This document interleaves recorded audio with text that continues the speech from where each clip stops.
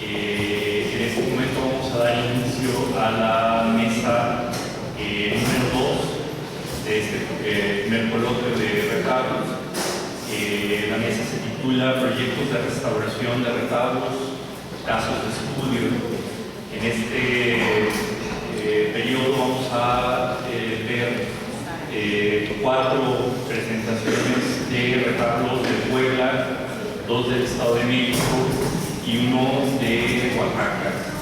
Les recuerdo a los asistentes y a los ponentes que la dinámica que nos propone nuestro programa es que vamos a escuchar a los ponentes en primer lugar, y al final de las 4 presentaciones vamos a pedir a los ponentes que se acerquen a la mesa para hacer una sola sesión de preguntas y respuestas.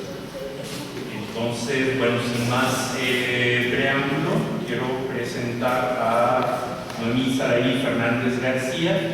Ella es licenciada en Restauración de Bienes Muebles por la Escuela de Conservación y Restauración de Occidente, y desde septiembre de 2011 es restauradora del área de atención a retablos y altares de la Coordinación Nacional de Conservación del Patrimonio Cultural del Instituto Nacional de Antropología e Historia, y también desde 2011 es miembro del Seminario Permanente de Historia y Música en México de la Universidad Autónoma de la Ciudad de México. Ella nos va a presentar una ponencia titulada Retablo ilusionista de la Capilla de San Bernardino en Izúcar de Matamoros, Puebla. Les cedo la palabra. Hola, buenos días. ¿Sí se escucha? Bueno, el título de la ponencia es Retablo ilusionista de la Capilla de San Bernardino en Izúcar de Matamoros, Puebla.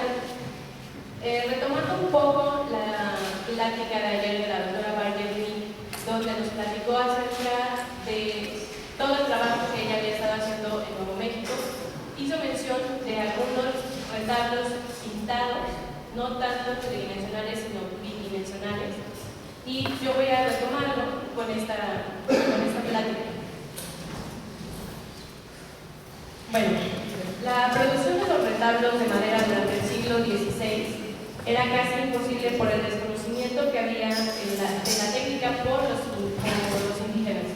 El número era limitado de artistas europeos que entraron a México, y todo esto abonado a la precaria situación económica que se estaba moviendo, se estaba desarrollando durante este momento, abonado a la vida monarcal que aún estaba apenas estableciéndose, generó que se comenzaron haciendo retablos pintados o en lienzos, como en este caso. Este es un lienzo pintado que está en la capilla de San Juan de Temazalco en Hidalgo. Pueden ver las características que tiene de un retablo, pero por no tener los recursos para poderlo hacer tridimensional, se comenzó con lienzos y pintura mural, que era lo más sencillo en ese momento. La pintura mural, generalmente la que encontramos en el siglo XVI, era temple y fresco.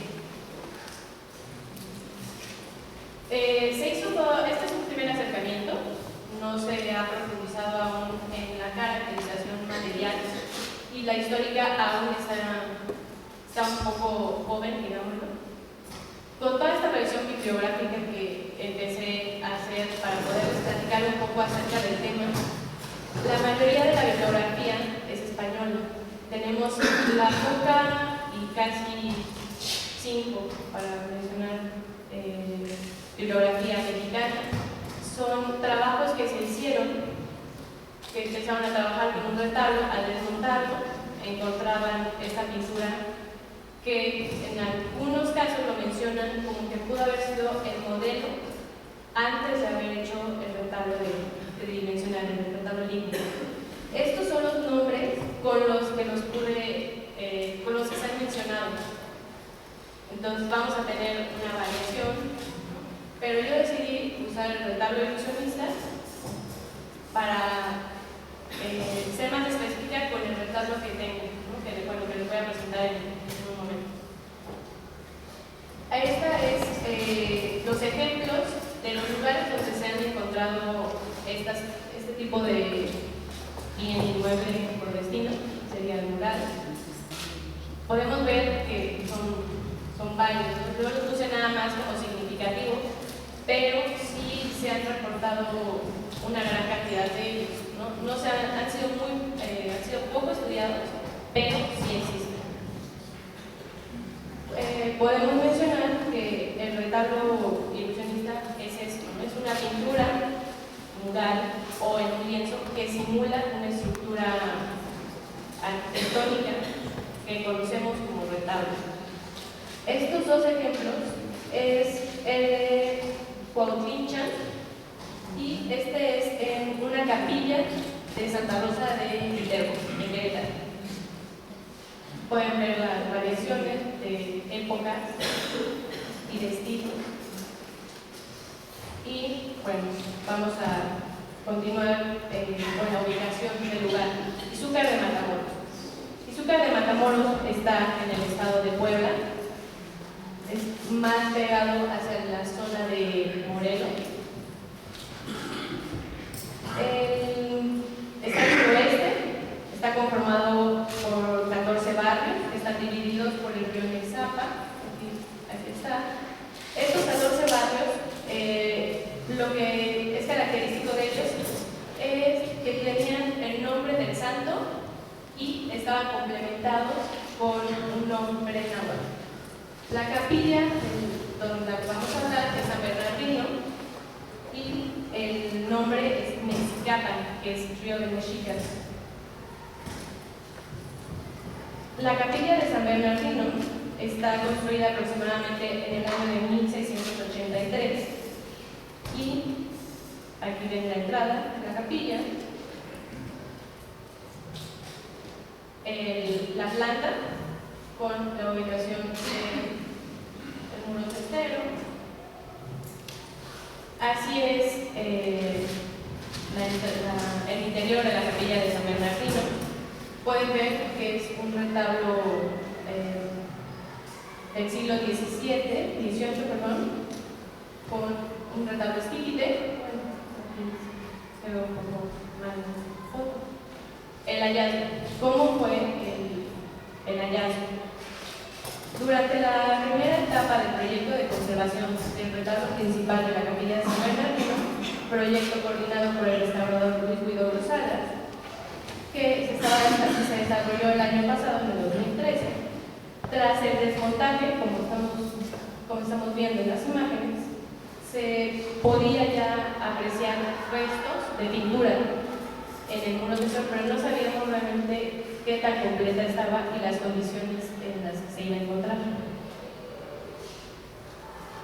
Una vez que se pudo desmontar el retablo, esto es lo que podíamos observar, ¿no? Que era un retablo pintado con muchos elementos, el estado de conservación no era tan grave.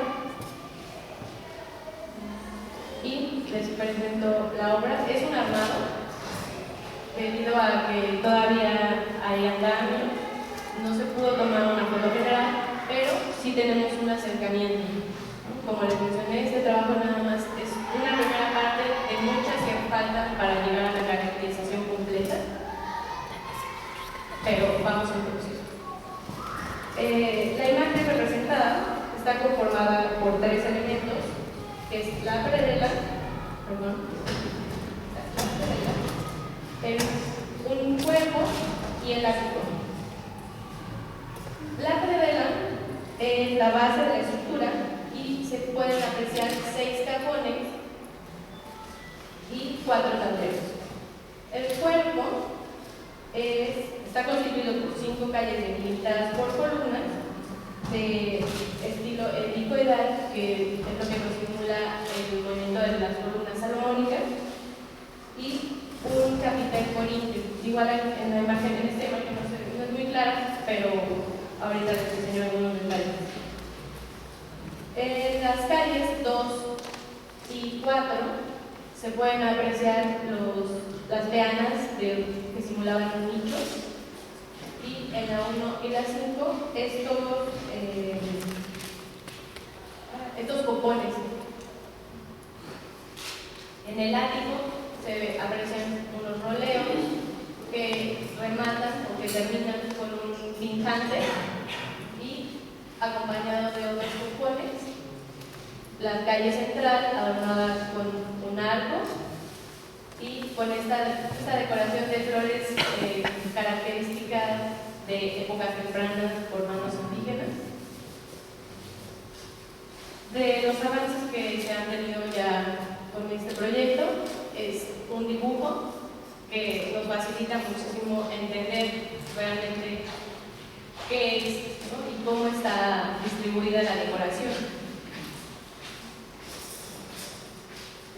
Estos son los ejemplos de las imágenes, ¿no? Más las columnas armónicas, este arco con flores, hay flores que terminan en el arco, están en la parte superior del arco, y la riqueza de la decoración de los nichos y las peanas. El ático,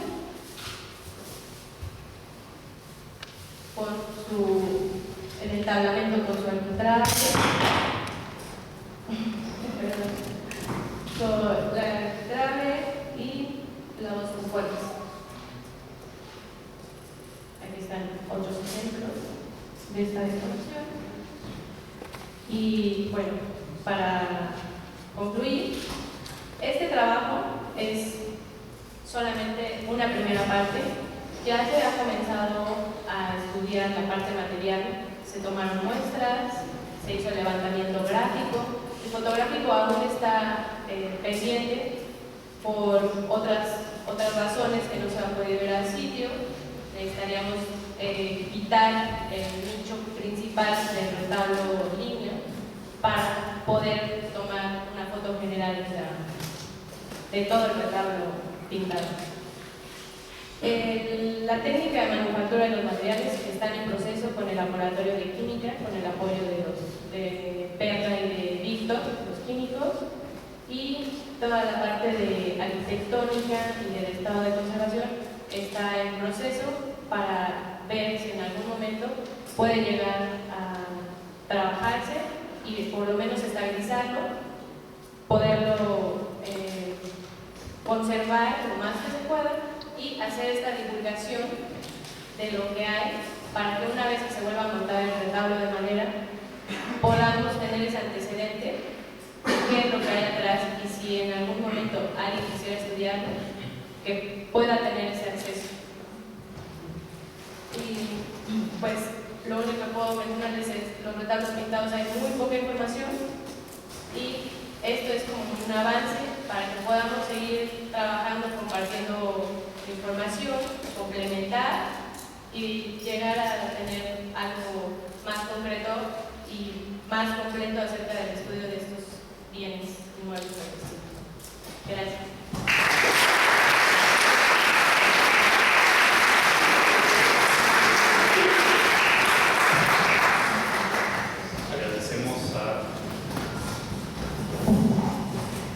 Agradecemos a Saraí Fernández esta noticia, esta participación, y sin más preámbulo por ahora, vamos a dejar las preguntas para el final.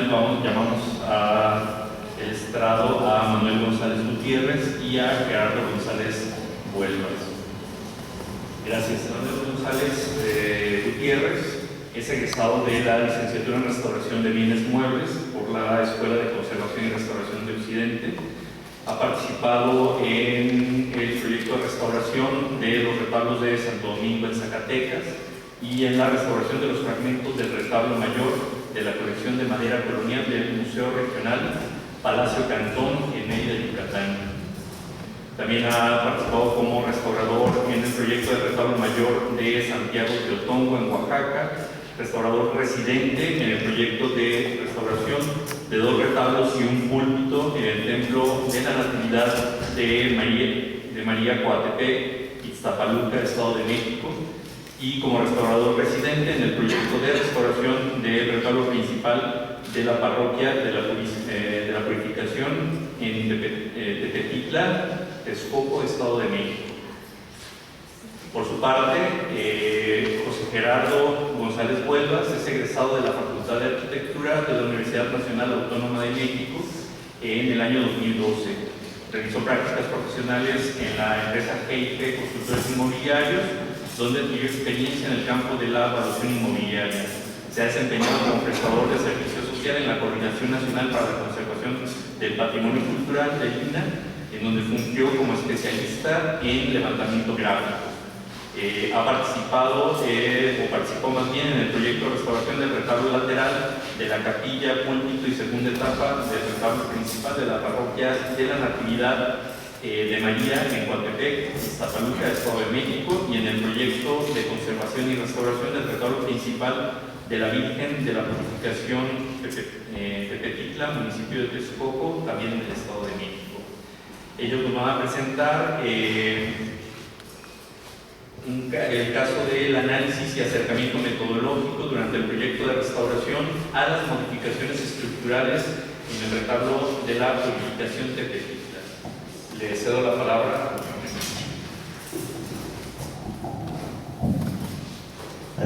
Buenas tardes.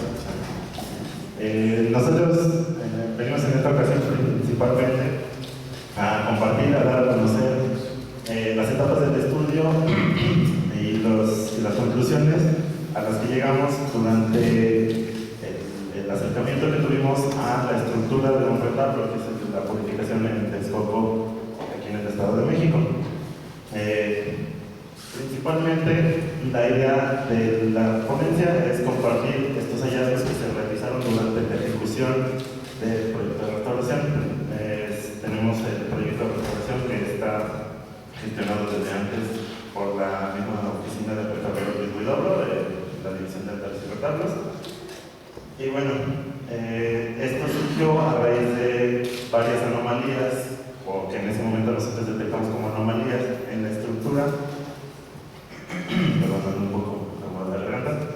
Estas anomalías nos empujaron en un nivel como personal, por interés, por determinar principalmente si estas modificaciones eran de origen y como tal no fueron modificaciones, o si habían sido intervenciones que por algún motivo se habían llevado a cabo. Y el interés principal era determinar si estas que nosotros determinamos en un primer momento como anomalías estaban afectando o no realmente a la estructura y por ende a la estabilidad del retablo. Entonces, bueno, para empezar vamos a primero dar una descripción breve del retablo para que podamos entender más o menos de las regiones y zonas del retablo de los que vamos a pasar. Bueno, el retablo de la Virgen de la Purificación en Texcoco, Estado de México, es un retablo de estilo barroco estípite que data del último tercio del siglo XVIII. Esto lo sabemos también por la correspondencia que tiene el templo, que fue la fecha de 1771 que se terminó la construcción del mismo. El retablo está compuesto de tres elementos principales: es el banco, el primer cuerpo y el remate.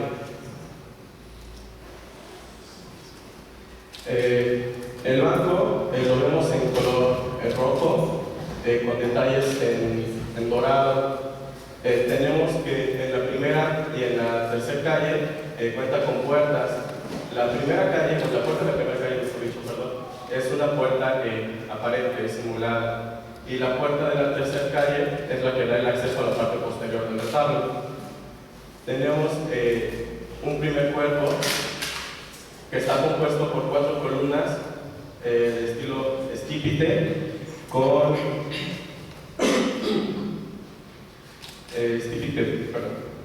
con rostros antropomorfos en medio de los fustes de estas mismas y que enmarcan las esculturas. En la primera calle tenemos la escultura de Zapaquí, perdón.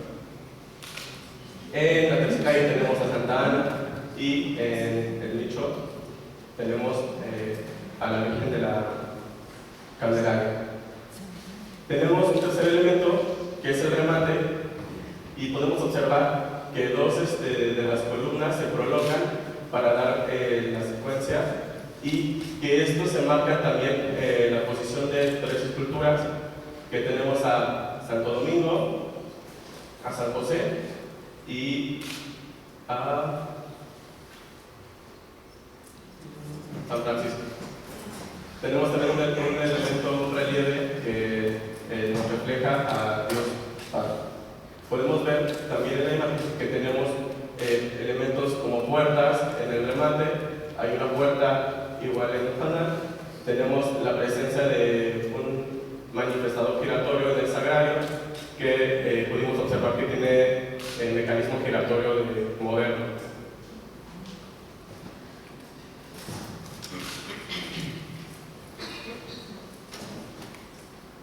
Ya en el sitio, empezando los trabajos de registro y todo esto, lo primero que hicimos fue constatar un poco, corroborar el estado de conservación que ya venía desde tanto el estado de conservación como las propuestas que venían planteadas en el proyecto.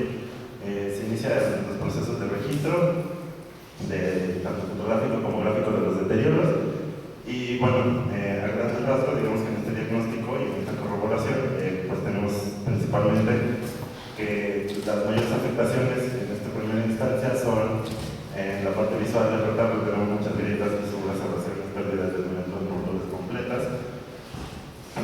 Estos deterioros, bueno, a la hora del registro los separamos de las intervenciones anteriores y estas a su vez las subdividimos debido a la cantidad y calidad o intenciones de cada una. Las dividimos en intervenciones anteriores y alteraciones o modificaciones que después comprobaríamos que las anomalías que nos empujaron, como vamos a ver más adelante, a estudiar más detalladamente la estructura, coinciden estas anomalías iniciales con todos los que catalogamos como modificaciones. A grandes rasgos, en intervenciones anteriores catalogamos a aquellas acciones que solo tuvieron el fin de subsanar deterioros muy específicos y puntuales, algunos rosanes, algunos redorados, repintes, hasta reposición de algunas molduras. Y en modificaciones catalogamos a aquellas acciones que más bien tuvieron el fin de renovar, modificar, remodelar o dar decoro o cambiar de estilo algunas zonas o en general en la imagen del retablo, en la imagen que tenía antes y después de estas modificaciones. A grandes rasgos, ahorita vamos a adentrarnos más en ello, pero principalmente los dos primeros modificaciones que saltaron a la vista fue la modificación de esta puerta en la tercera calle del banco, que bueno, vimos que tenía cosas modernos, y la adición del panel completo de la Virgen, como vamos a ver más adelante, no corresponde a la fecha original de construcción del retablo.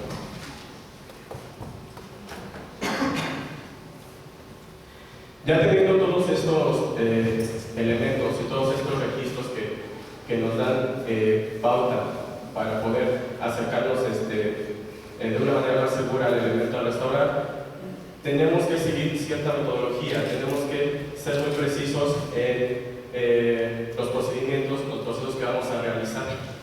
Entonces, primero se trató de realizar el proyecto. Ya estando en el sitio, profundizar en el registro de deterioros, en el registro fotográfico, en el registro de los planos, las imágenes y todo. Ya con esto tenemos una imagen general del retablo y entonces todo esto se plasma en esquemas y en dibujos que después nos permiten acercarnos a zonas puntuales del retablo para tratar deterioros específicos. Toda esta información que ya se recaudó se tiene que abordar con orden, o lo que pretendimos es abordarlo con cierto orden para que esto nos ayudara a buscar más huellas en el retablo y con esto poder articular la información que teníamos. Nosotros encontramos, después de un análisis frontal, hicimos el análisis en la parte posterior del retablo y vimos que estaba compuesto en realidad por unos elementos que podrían parecer en realidad independientes unos de otros, y por eso hicimos esta clasificación, utilizamos esta clasificación. Tenemos en una instancia lo que es la estructura portante, que corresponde en sí mismo a la estructura y a los elementos compositivos del retablo. Estos son dispuestos a partir de bastidores que sujetan la entabladura, y esta coincide generalmente en las intersecciones entre las calles y entre los cuerpos. Por otra parte, tenemos también la estructura auxiliar, que es consta de 4 vigas de madera posicionadas en forma perpendicular, y esta fue la que nos causó en realidad bastante curiosidad al poder observarlo. ¿Por qué? Porque vemos que las vigas verticales que nosotros tenemos pies derechos, en este punto está interrumpido por la puerta, no tiene contacto con el piso, y este punto se corta aproximadamente a esta altura, 40 centímetros del suelo, y tampoco se apoya. Estos elementos se encuentran empotrados en los muros laterales. De esto tenemos que estos dos sistemas se conjuntan y trabajan uno a través del otro, es decir, encontramos que la estructura de bastidores, que era la que habíamos denominado portante, se sujeta a la estructura auxiliar a través de ciertos amarres y a través de clavos de forja.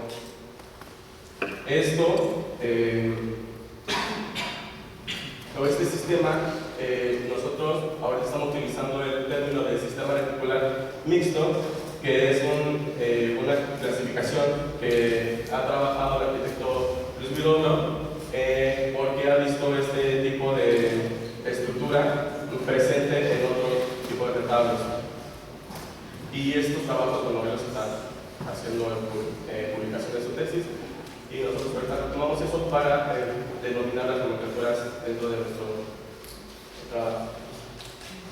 Aunado a esto, tenemos dos elementos que tenemos aquí en negro, que no corresponden ni a la estructura, en el fondo puede observarse del portante, ni a la estructura auxiliar, porque esta es independiente de cierta manera. Estos apoyos que vemos aquí son las cornisas de los muros laterales, y estos amarres están hechos a la estructura auxiliar, pero no tienen la misma calidad de sujeción que los elementos compositivos o los amarres compositivos aquí de la estructura auxiliar. Para verlo más detallado, tenemos este modelo en el cual de color naranja podemos ver al fondo los elementos de la estructura portante, los bastidores, la entabladura. Tenemos en segundo lugar, esta un poco más oscura, esta cosita, que es la estructura auxiliar. En estos puntos se encuentra anclado el muro, y tenemos que es los estamos denominando polines auxiliares, que solo están apoyados para, nosotros suponemos que en algún momento favorecer o ayudar a la construcción del retablo.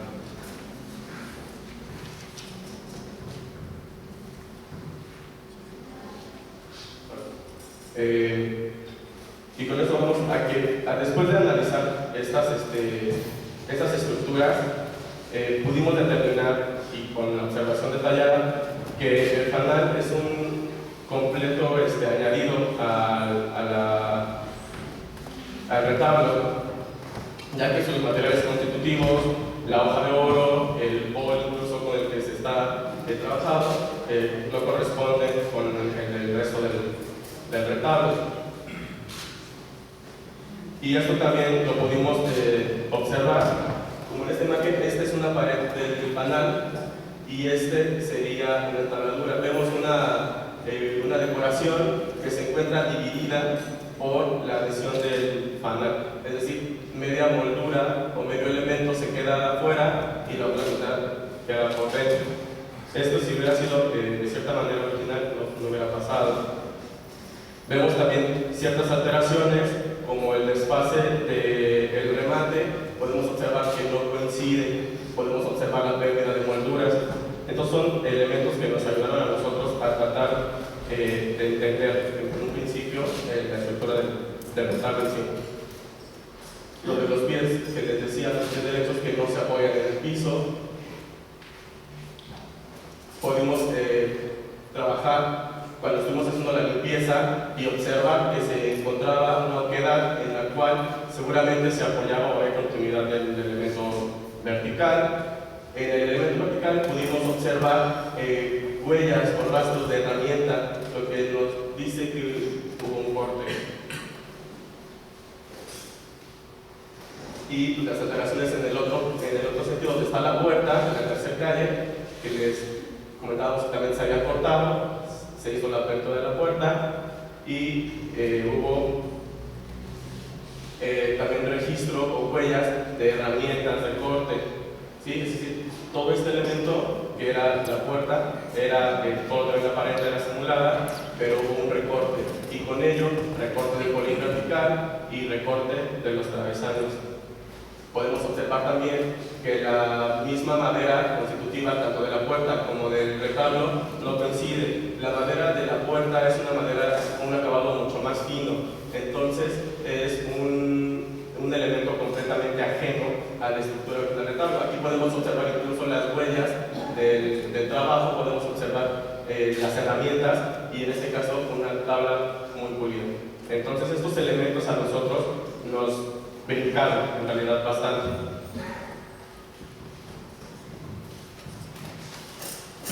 Y bueno, una vez que tenemos todo este registro, tenemos todas estas modificaciones que son, y alteraciones que acaba de mencionar Gerardo, empezamos a hilar la información entre sí y no solo entre estas distintas modificaciones, sino con parte de nuestra conservación del retablo. ¿De qué nos sirvió esto? Bueno, relacionar las modificaciones entre sí nos llevó a plantear la hipótesis.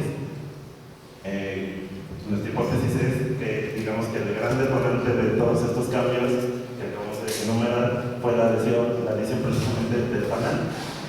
Al modificar toda esta zona sucedieron varias cosas, digamos como una especie de reacción en cadena. Se instala el fanal en algún momento de la historia, que podemos observar cómo se empotró directamente en la entabladura. Estos son como unos espigas que entran dentro del retablo que pertenecen al fanal. Lo que nosotros creemos es que al haberse planificado o propuesto en su momento la instalación del fanal, sucedieron varias cosas. Tenemos la teoría de que el remate se desmontó en algún punto para poder no solo trabajar mejor tanto por el reverso como por el reverso la instalación del panel. A la hora de desmontar el remate, pues bueno, en algún momento lo reinstalan desfasado, lo reinstalan, como vamos a ver, con falta de elementos de sujeción. Vimos que solamente tiene un elemento de sujeción, es una soga que no está tensa y bueno, ahorita vamos a pasar al estado en el que está el remate. ¿Qué pasa después de eso? Se desinstala el remate para instalar el panel. En ese momento no existía esta puerta que se abrió posteriormente. Esta es como una interpretación de lo que nosotros creemos que era el retablo antes de todas estas modificaciones. El acceso que les comentó Gerardo que existe detrás de la Virgen, detrás de la escultura de la Virgen, en el nicho central, queda bloqueada por el fanal. Entonces, en el momento en el que queda bloqueada por el fanal, se decide posteriormente abrir esta puerta. Se empieza a atacar la entabladura por el frente y por suerte así que cuando se remueve esta zona de la entabladura se encuentran con que este pie derecho baja al igual que el otro. Entonces tenemos las mismas huellas de apertura de la puerta y de corte del pie derecho. Hay algo, la razón de que se haya cortado el pie derecho de esta calle, tan solo 40 centímetros se cortaron de él. No, eso sí no nos ha quedado todavía muy clara.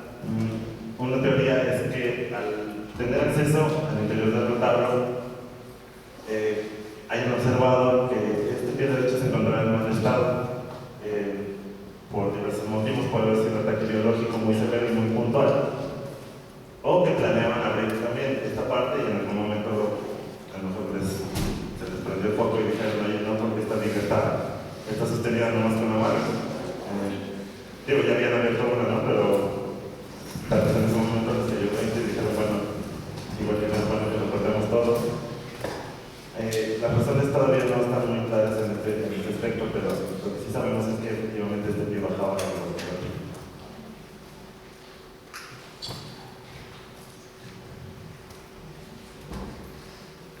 Por su parte, bueno, en estos gráficos podemos observar, según nuestra interpretación, este era el comportamiento original de las cargas, cómo se distribuían a través de la estructura auxiliar del retablo. Vemos, en este caso, el grosor de las flechas indica más o menos, efectivamente, la intensidad de las cargas. Vemos cargas equilibradas, similares, y ya con estas alteraciones que vemos los dos huecos en los pies derechos, vemos que si bien la estructura tampoco es que se esté desmoronando, pero sí vemos que sí hay una alteración de la distribución de cargas. Se concentran aún más las cargas en estos puntos de los vigas horizontales que están enfocadas al muro, y de hecho se refleja un poco en deterioros como el engrosamiento o la apertura a cierto punto de grietas en estas vigas, justo en los puntos donde la entabladura está unida a las vigas por rasgos muy grandes de forma. Y bueno, digamos que para corroborar todo esto, nos vamos al anverso, al frente del retablo, y vemos que tenemos concentraciones de determinados deterioros justo en las áreas donde nosotros estamos pensando que tuvieron lugar esta secuencia de modificaciones. Tenemos, además de las zonas, no solo se cubrieron molduras y rocallas en esta zona, sino que muchas se cortaron, muchas se quitaron completas en la zona del panel. Y sobre todo tenemos una concentración muy grande de deterioros e intervenciones anteriores en toda la base del remate y en el área de la puerta que se abrió en la tercera calle y donde se encontró el pólipo. Tenemos no solo las grietas, no solo faltantes, sino que tenemos también muchas intervenciones anteriores en estas dos zonas. Tenemos muchos resangres, muchos mejorados, reposiciones de molduras completas, sobre todo en esta zona, que pues, nos llevan a creer que efectivamente estas alteraciones en la parte del reverso repercuten también con el tiempo en el anverso del tablo. Ahí tenemos algunas imágenes, tenemos grietas, estos elementos faltantes que están dentro del panel de la Virgen y otros elementos que se quitaron completos, que se cortaron.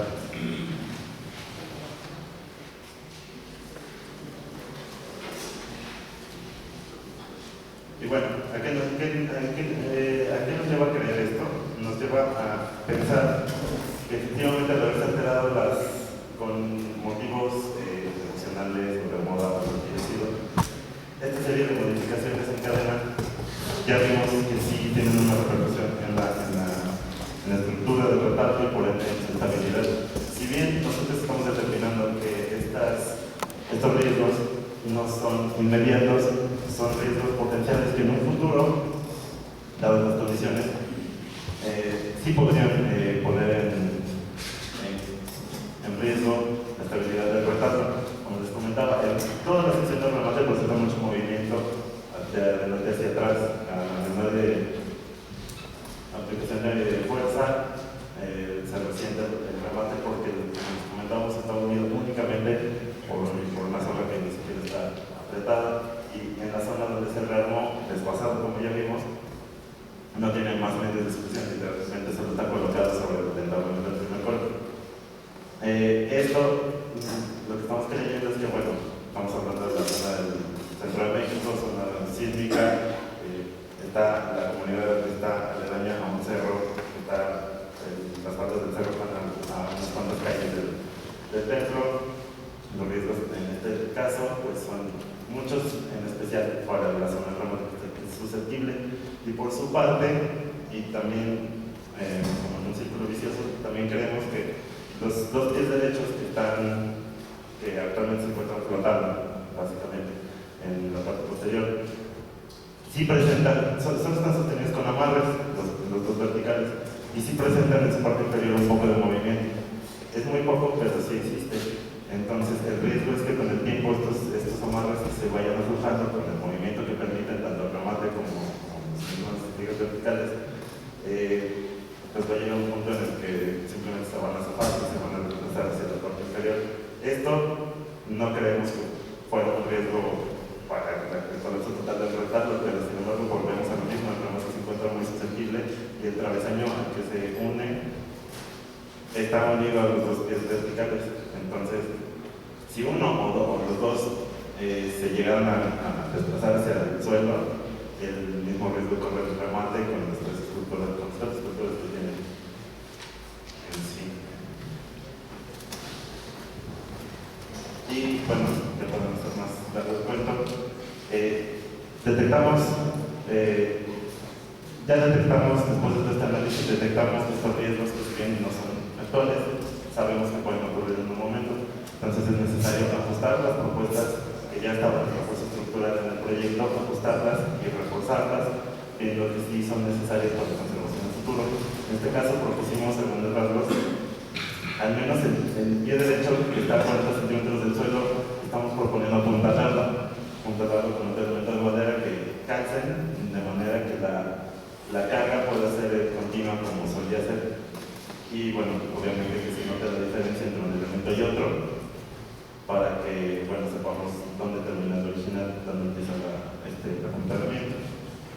Por otra parte, vemos necesario reforzar la unión del remate de la estructura auxiliar. Esta es la única punto de unión que les menciono.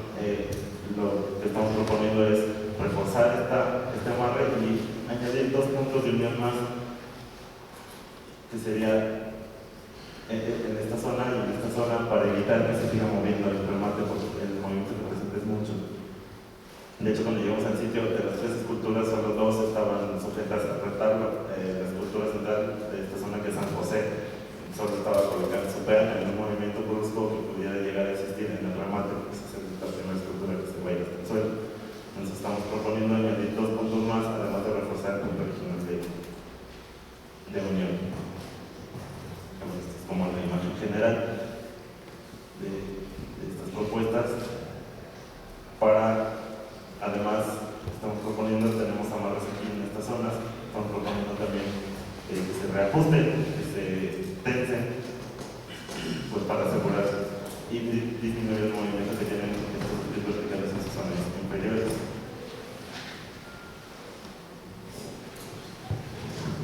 Y ya a manera de conclusión, tenemos que los retablos son bienes complejos en muchos sentidos y es necesario comprenderlos a cabalidad para poder abordar una intervención integral que no demerite sus cualidades de estilo, historia y materiales, ni su valor social y cultural, mientras aseguramos la existencia de dicho elemento para las generaciones futuras.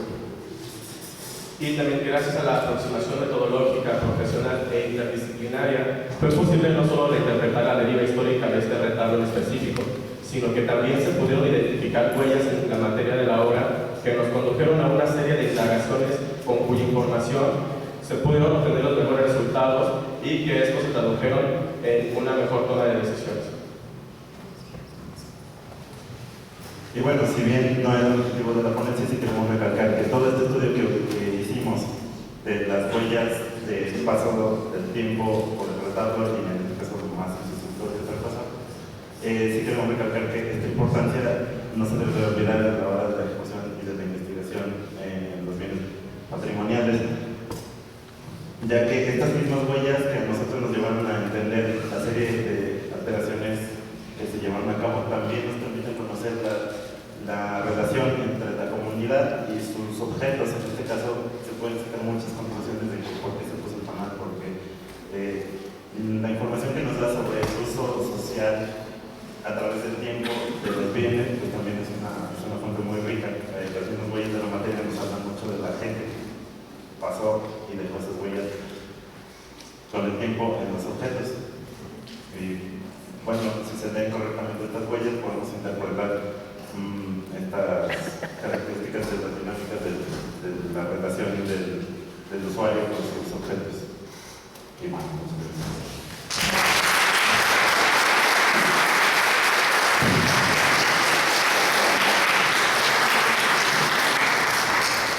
muchas gracias, Manuel y Gerardo, por venir a presentarnos un trabajo muy interesante sobre de las estructuras, ¿no? Cada vez es más tomadas en cuenta, pues, ¿no? Para hacer un trabajo integral, ¿no? Un trabajo casi exclusivamente de estructuras que, bueno, muchas gracias. Seguramente habrá preguntas sobre la propuesta, vamos a dejarlas para la parte final y vamos a pedir la presencia, gracias otra vez, la presencia de Josué Alcántara Morales, de la licenciatura en Restauración de Bienes Muebles de la Escuela Nacional de Conservación, Restauración y Museografía. Ha realizado labores de conservación en la colección privada de Andrés Siegel en los años 2006 y 2007. Ha colaborado en el taller El Maromero, realizando acciones de restauración de libros y documentos gráficos a cargo de la restauradora Marta Romero en los años 2007-2008. Ha participado también con el Centro de Conservación, Restauración y Encuadernación de ADAVI, México, que es apoyo al desarrollo de archivos y bibliotecas, restaurando documentos en Chiapas. En 2009 trabajó en la conservación y restauración del retablo de San Antonio de Padua en Ozumba, de Alzate, Estado de México. En 2010 restauró 5 esculturas en madera estofada y 4 pinturas de caballete de diferentes formatos pertenecientes al retablo principal de Santa María Quila, Tlaxiaco, Oaxaca. También ha restaurado pintura de caballete de la Virgen de Guadalupe de gran formato de la comunidad de Mina de Agua, San Simón de Guerrero, en el Estado de México. En 2011 realizó el proyecto de conservación y restauración del retablo de la Virgen de la Natividad en el municipio de Santiago Texcalvitán, también en el Estado de México. En 2011 participó en la restauración del retablo principal y de las pinturas de caballete del templo de Santiago Tecupan, en el Estado de Oaxaca. En 2013 restauró las esculturas del retablo principal del templo de Santiago Yoromegas, en Oaxaca. Y a partir del mes de mayo de 2013 colabora en el área de atención técnica a grupos sociales de la Coordinación Nacional de INA en el diagnóstico, dictamen y asesoría para la conservación de bienes culturales pertenecientes a diferentes comunidades del país.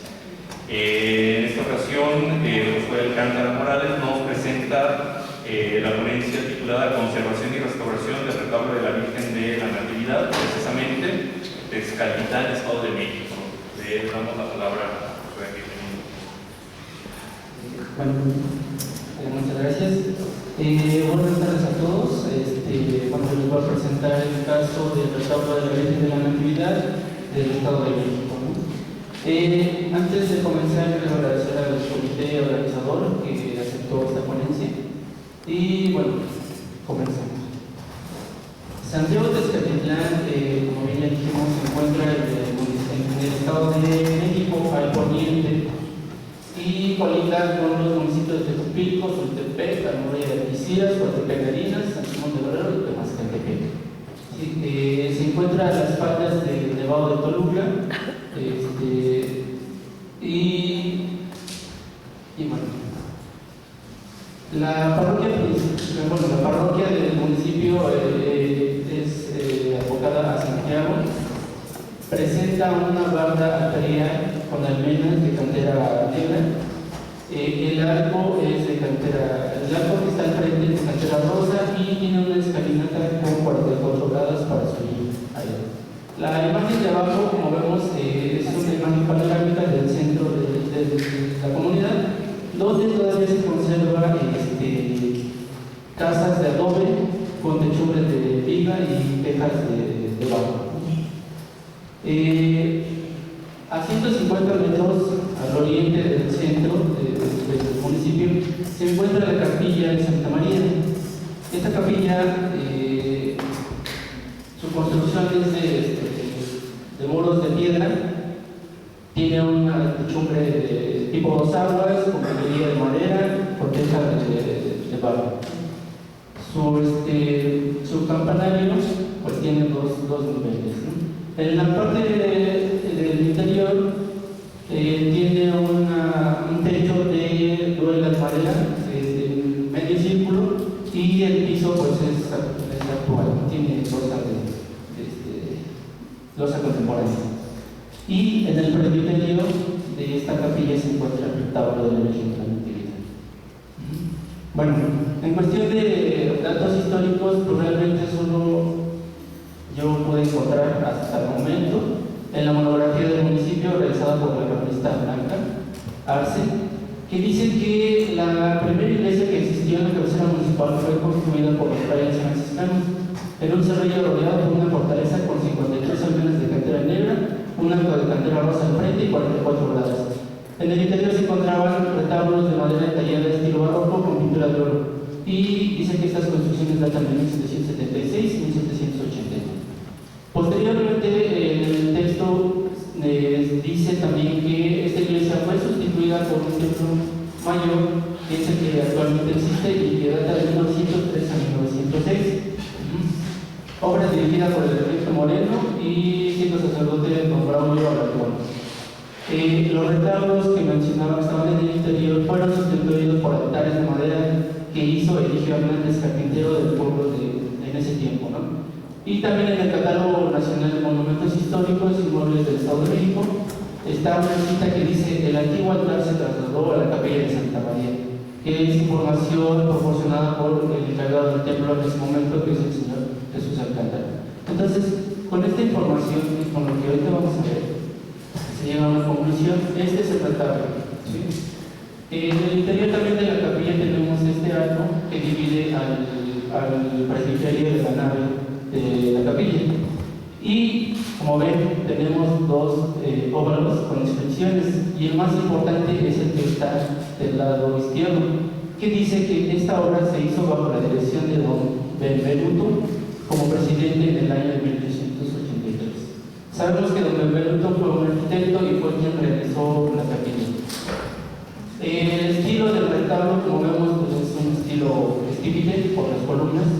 Entonces, con esta información y con lo obtenida en la monografía del municipio, pues se deduce que este retablo pues no es parte de esta capilla, no fue construido para él, ¿sí? Bueno, eso fue la parte histórica. Todavía sigo haciendo investigación acerca del retablo específicamente. Y bueno, en los años 90 del siglo pasado, la comunidad, pues por querer conservar también su capilla, lo que hace son acciones de mantenimiento, donde hace un cambio de toda la viguería de madera que ya estaba atacada por insectos, cambia las tejas de barro, rescata las que se puedan, y de los aplanados también hace reposición, ¿no? Y hacen otras labores. La parte de atrás se hacen algunas áreas para la caracterización de los fieles y todo. Pero esta foto en especial es interesante porque muestra otro retablo en el interior, un retablo lateral, también barroco. Este retablo se encuentra actualmente desmantelado y embodegado en las construcciones que hicieron atrás de la capilla.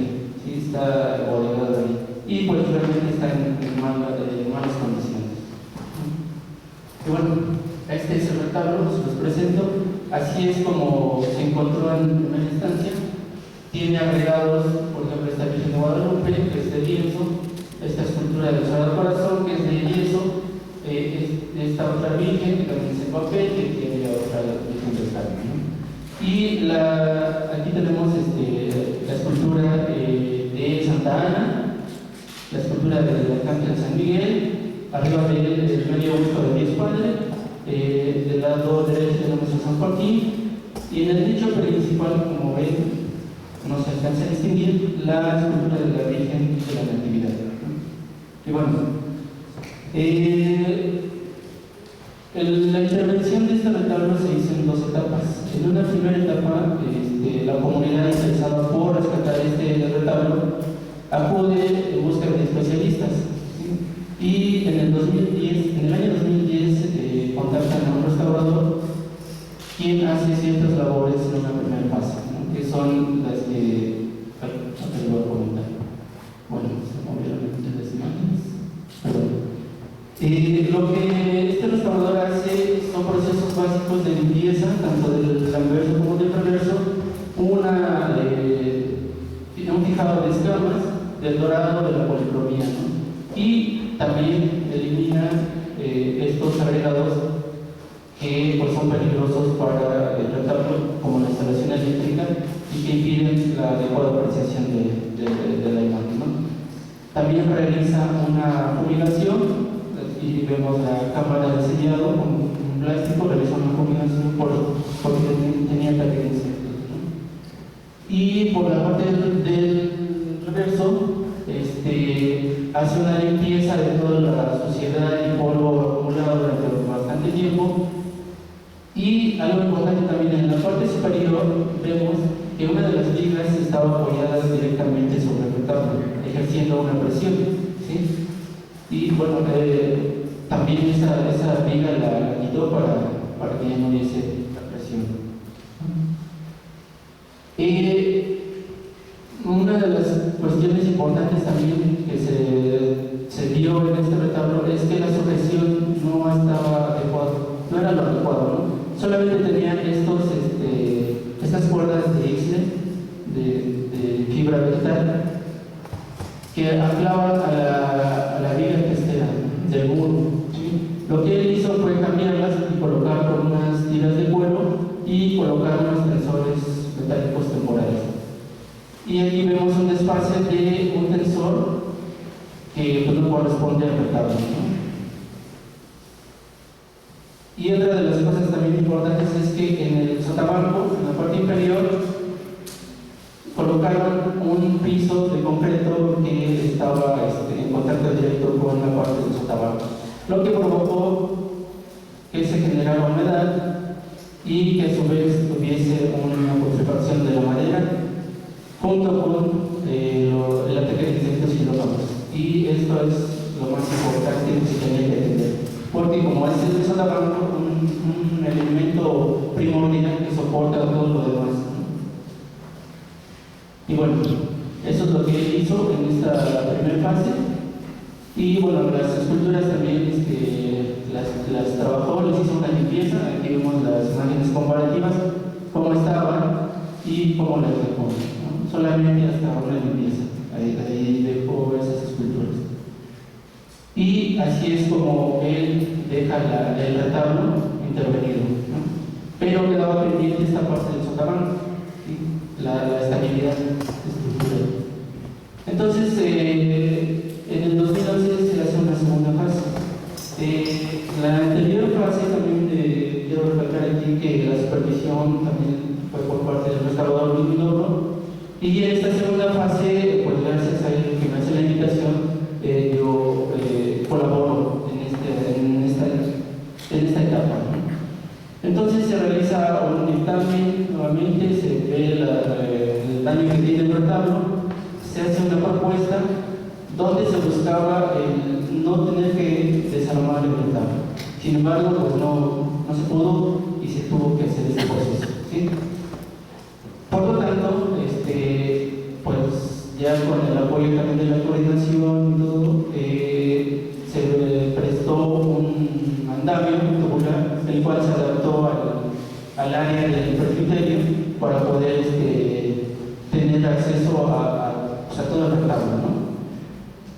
Una vez que se tuvo el andamio, en la parte superior detectamos que el techo de rueda de madera pues, prácticamente estaba muy pegado al retablo y nosotros necesitábamos colocar un riel con un polipasto para que nos ayudara a cargar las piezas, ¿sí?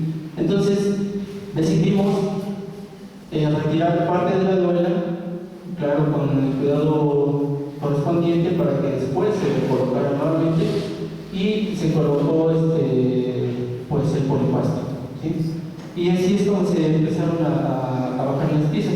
Bueno, se tuvo que hacer un registro de las piezas, se marcaron también todos los módulos para que no se perdieran, no se movieran, y la forma de anclaje entre elemento y elemento del retablo es a base de cuñas, simplemente, ¿sí? Entonces todas estas cuñas también se numeraron. En las uniones por el anverso, en las uniones de los elementos le colocaron un enlazado, ¿sí? Ese enlazado pues se tuvo que separadas los elementos. Y bueno, hay que destacar algo también, que como eso fue un proyecto también a cargo de la Coordinación Nacional, lo que se hace es que también la comunidad participe, ¿sí? Entonces lo que se hizo aquí es pedir apoyo de la comunidad para que nos ayudaran a cargar las piezas, porque pues, realmente sí pesan mucho, ¿no? Entonces aquí vemos ya con colocado el riel y el polipasto en la parte de arriba, se pudieron bajar las piezas. Y una vez que se quitó el ático, pues el andamio se tuvo que modificar para poder quitar el cuerpo central, ¿no? Y aquí ya se pudo colocar el riel con el polipasto, y pues ya cargar las piezas pues ya fue mucho más fácil, ¿no? Todas las naves de la capilla también se tuvieron que retirar las bancas para poder usar todo el espacio como taller. Aquí lo vemos. Todas las bancas se tuvieron que quitar y se acomodaron las piezas, ¿no? Se hicieron mesas de trabajo, se colocó una instalación eléctrica y en algún rincón se colocó todo lo que es el material que se usó, se empleó. Y pues aquí, como ven, se observa el gran daño que tuvo la madera del sotavento, donde el ataque de insectos, la humedad, pues deterioró bastante la madera, ¿no? Aquí vemos, sin embargo, nos permitió tener evidencias de los ensambles. Eso sí fue muy importante para que en un proceso posterior se pudieran realizar los mismos ensambles, ¿no?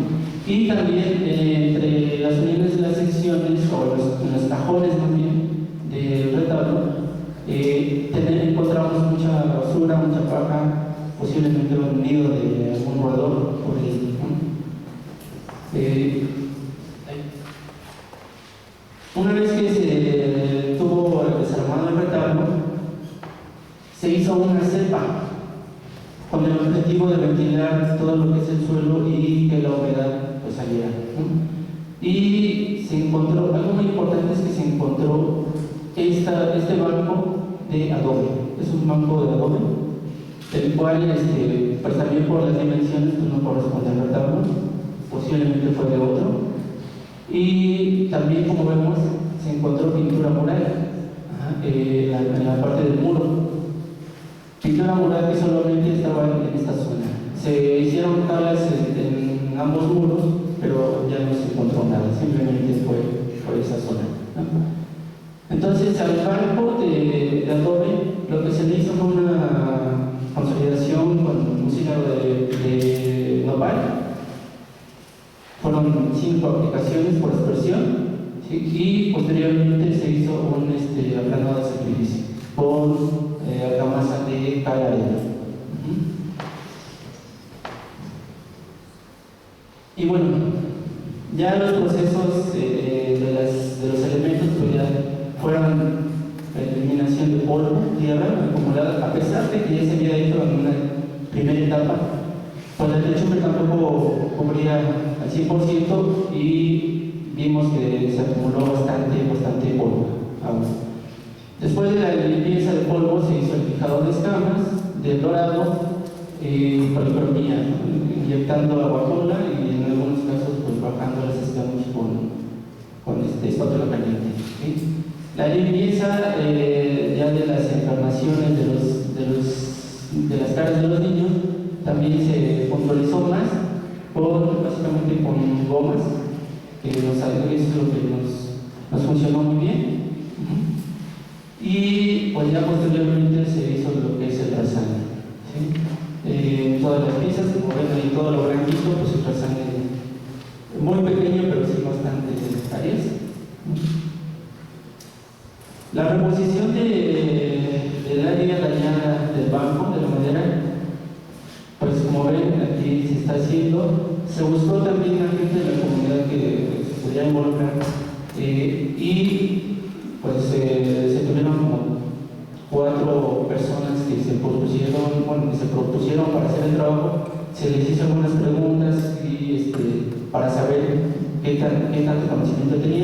y esta persona fue la que resultó, parece que resultó ganadora, ¿no?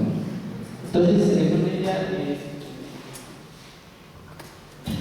con ella, esta persona apoyó bastante, siguió todas las indicaciones que se le dio, y bueno, pues el trabajo, como ven, se decidió hasta un área donde cortar, donde tener la madera sana.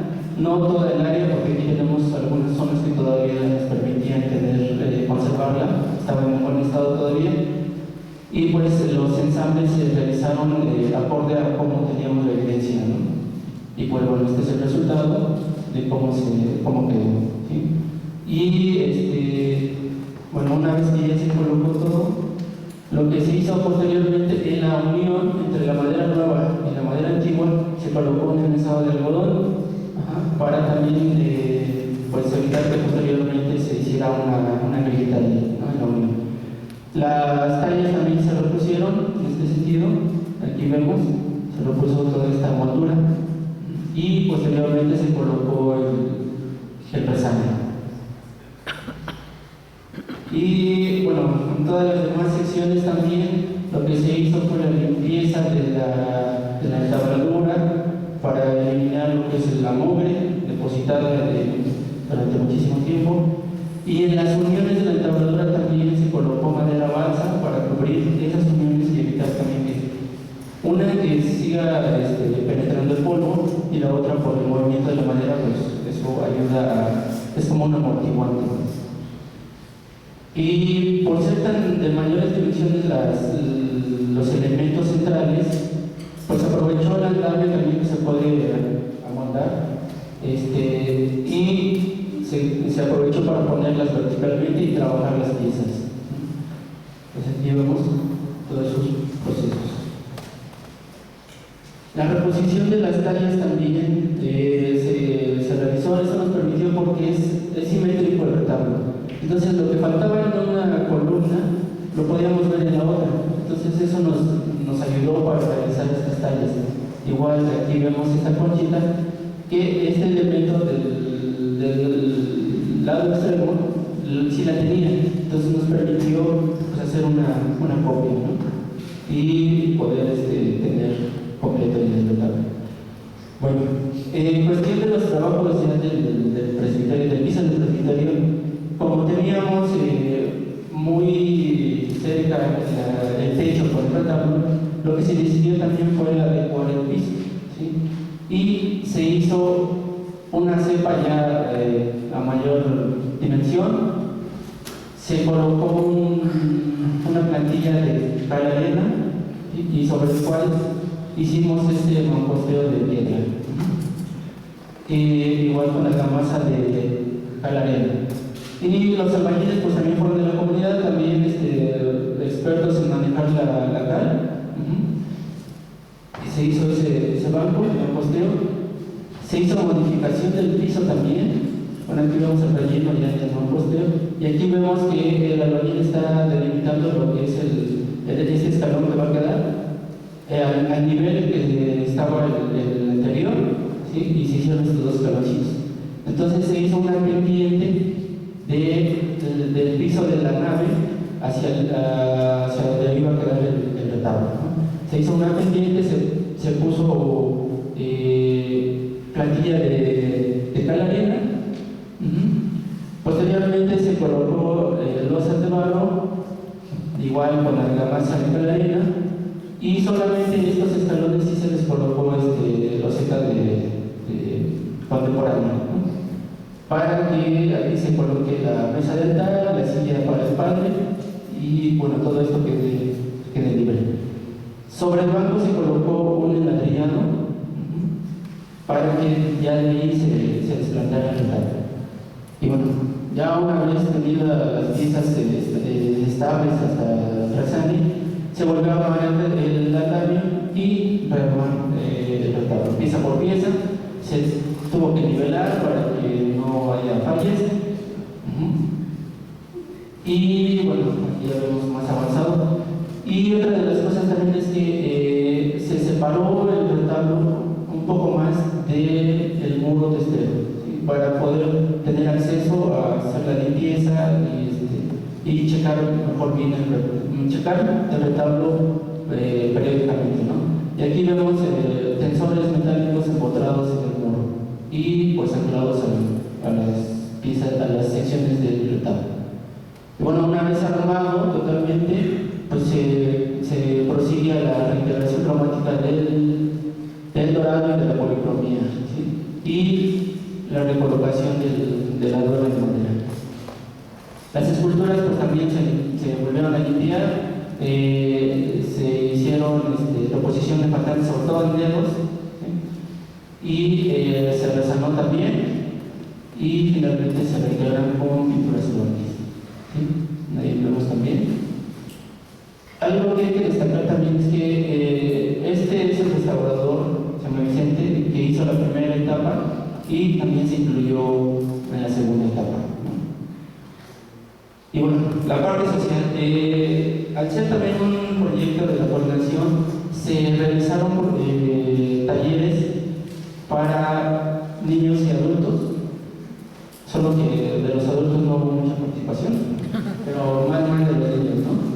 Entonces, con el objetivo de acercarlos al cuidado y preservación de su patrimonio y usando diferentes técnicas gráficas, como en este caso pinturas, y un mural. Hicieron un mural también, que eso cuando ya se hizo la entrega se expuso también.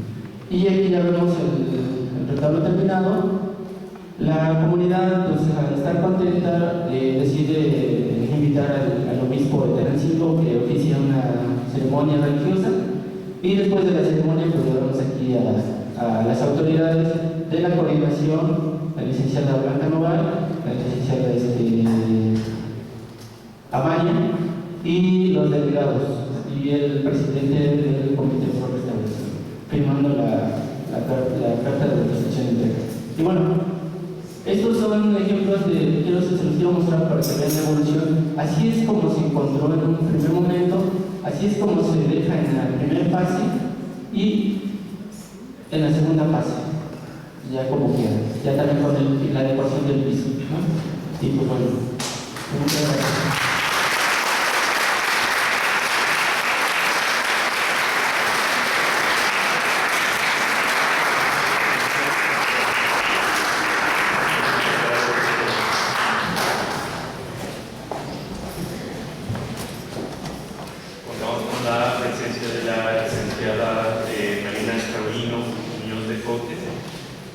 Ella es licenciada, es restauradora independiente, egresada de la Escuela Nacional de Conservación, Restauración y Museografía de Lina. Tiene 30 años de experiencia profesional en el campo de la restauración de bienes muebles y inmuebles por destino, básicamente en las áreas de pintura mural, retablos, pintura de caballete de pequeño y gran formato, escultura y textiles.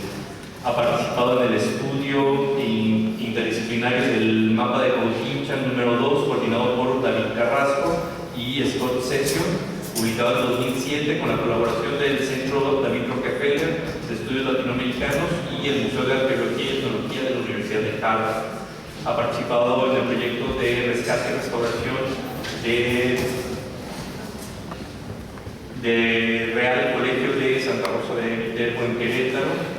En 2012 recibió el premio INA por mejor trabajo de restauración con el informe de trabajo de la restauración del retablo principal de la Basílica de San Luis Obispo en Huamantla, estado de Tlaxcala, por la restauración del convento de Santa María Magdalena de Liceo, conjuntamente con el arquitecto Carlos Salomón, recibieron el premio de la 12ª Bienal de Arquitectura de la Federación de Colegios de Arquitectos de la República Mexicana, medalla de oro por el primer lugar general en 2012, meritoria mención en el premio Gubbio organizado por el casco del Centro Histórico de Buenos Aires, Argentina, y la oficina del cronista del Centro Histórico de La Habana, Cuba, en septiembre de 2003, esto en septiembre de 2013, y mención honorífica en la primera Bienal de Arquitectura Mexicana del Colegio de Arquitectos de México y la Sociedad de Arquitectos Mexicanos por el proyecto de restauración del Santuario de la Virgen de Guadalupe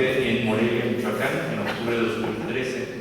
Y hoy nos presenta presenta el tema reestructuración del retablo principal del templo de San Felipe Neri en la ciudad de Oaxaca, Oaxaca. Bienvenida, Marina.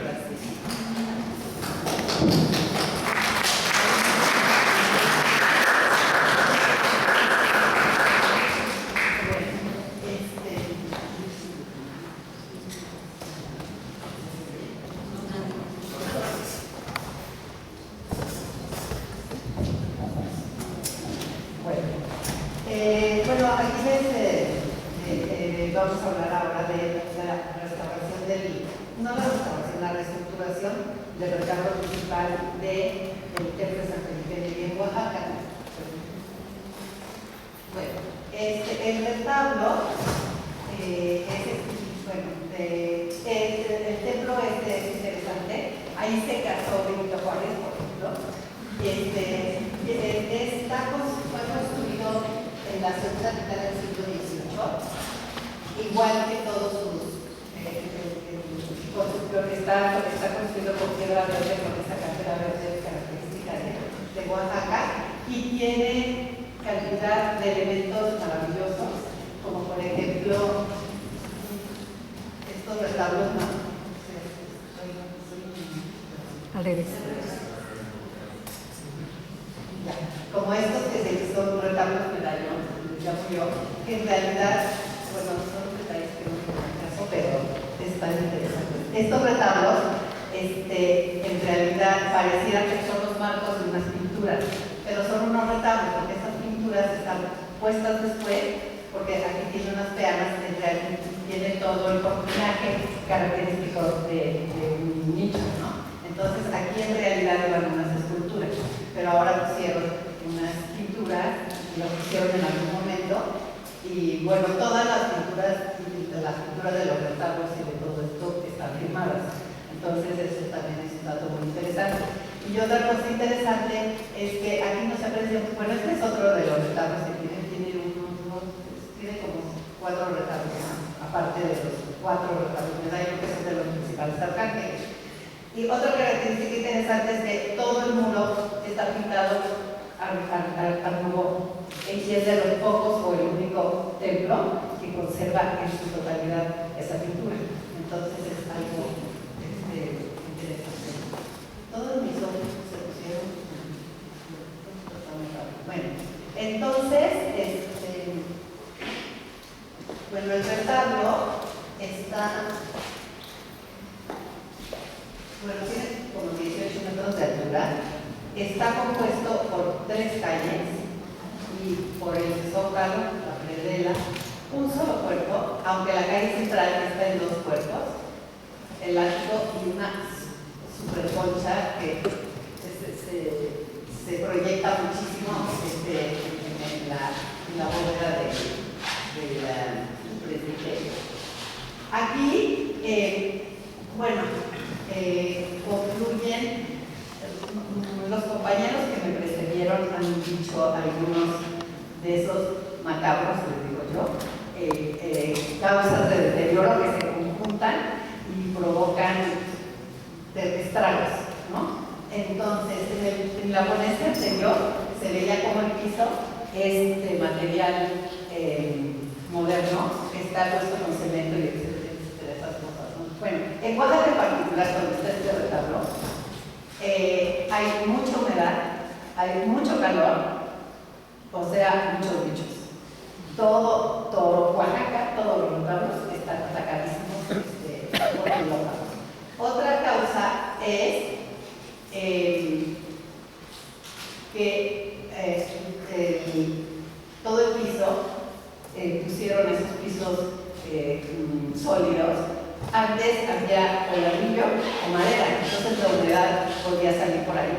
Ahora la humedad no sale por ahí, sale por los retablos que, por otro lado, otra causa, están colocados están asentados en la tierra, como lo vimos en el caso anterior. Entonces son pues causas y causas que se van juntando. Bueno, aquí además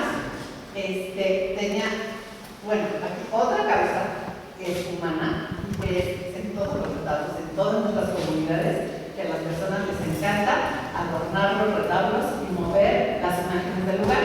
Entonces es un escaladero permanente en los retablos que duró durante siglos.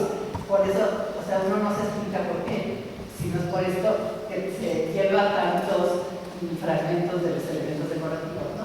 Otra cosa es que aquí había un Cristo cuya base era de mármol pesadísimo, y aparte de aquí había un manifestador que no era original de ahí. Este retablo es muy particular. Yo nunca había visto uno, a lo mejor hay que sí, pero bueno. Esta es la parte posterior del retablo. Entonces, como quien dice que eso fuera el retablo y esto es un cuarto enorme, es un mosaico. Entonces, y son las calles laterales del retablo y esta es la calle central, que además tiene un hueco, como si fuera una entradita ahorita. ¿Qué es esta? Aquí también vemos, es que está bien padre, porque todo lo que fueron diciendo antes, como que va aterrizando aquí. Aquí hay la pintura del siglo XVIII, que está detrás de los retablos, y que está debajo de la pintura del siglo del XX. Bueno, aquí esta es como una estructura malhechota, muy chistosa, como una chimenea, así que sube hasta arriba. Y sobre ella está sostenida la calle central. Las laterales, pues son estas, que suben estas apenas la primera parte del primer cuerpo. Bueno.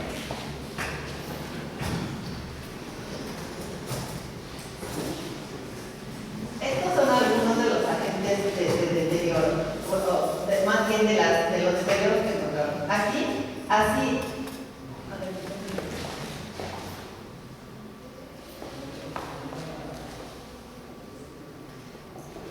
Este retablo también tiene la particularidad, por lo regular las columnas de los diferentes cuerpos se apoyan una sobre la otra. O sea, está la del primer cuerpo, la que sigue el cuerpo encima y así. Aquí no es el caso. Aquí está la columna del primer cuerpo aquí, de la primera cuerpo aquí, la otra por acá y la otra por acá. Entonces no hay una carga regular. Entonces a lo mejor cuando diseñaron, yo siempre tuve la duda de que si fue un diseño bueno o no bueno. Bueno si no hay condiciones, causas de deterioro, pero a la postre fue un poco desastroso ese diseño. Porque entonces aquí hay un banquillo donde están apoyadas unas columnas. Aquí hay otro banquillo donde están apoyadas otras columnas y aquí otro donde están las columnas y aparte hay un cuculín. Bueno, entonces esto es lo que les digo, la calle central, que detrás está esa estructura de mampostería.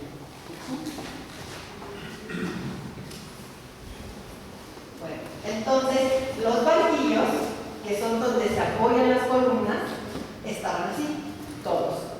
Entonces, pues ya estaba a punto del turrón de caerse eso. Estaba la calle central, aunque es algo muy interesante también. Hay, en la exposición, Luis hizo el favor de poner un retablo que yo también restauré, que es el de Santa Rosa de Texcoco, que tiene estas mismas características, porque es un tablero, nada más, con una cantidad de adornos que se te vienen encima, igual que esto. Entonces esto es así, un tablero. Y pero la composición es tal que se sostiene sobre sí mismo, es increíble la cuestión arquitectónica. Pero aquí entonces esto, pues cuando lo hicieron estábamos bien, y estaba sostenida la calle central por 4 soleras, nada más.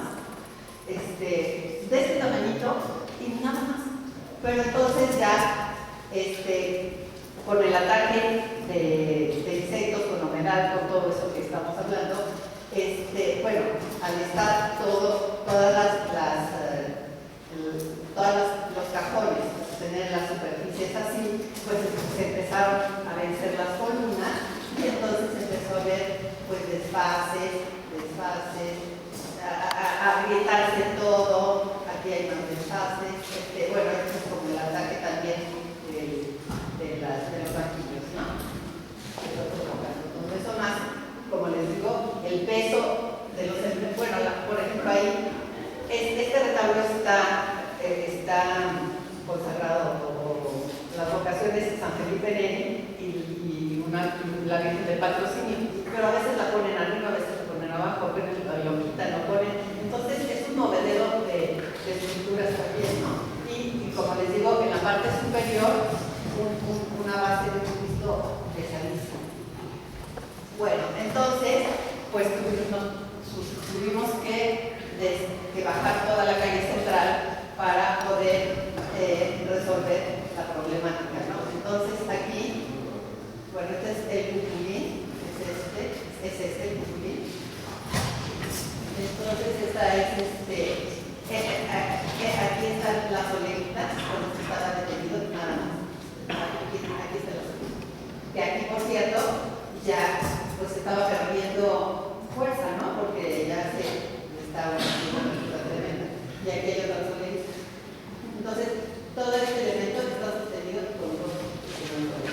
Bueno, la idea de la restauración de este retablo era una restauración integral. Entonces se hizo desde pues, todo lo que comentó el compañero anterior también, ¿no? La comunicación, la limpieza, la consolidación, el rezaje, que es una cosa espantosa, son unos sonidos chiquititos que busca cada uno y todo eso, ¿no? Bueno, pero no fundamental, pero muy importante era esto, ¿no? Porque estaba a punto de caer. Bueno, esta es la parte de las columnas que se apoyan en el banquillo y que ya también tenían problemas de... bueno, aquí le he puesto estas soleras, pero estas soleras no son originales. Se las pusieron cuando ya vieron que empezaba a caer el retrato, ¿no? Bueno, entonces, pues a bajar toda la calle central, desde arriba, piezas enormes, pesadísimas, con polipastos, etcétera, todo como igualito como mencionó el compañero anterior.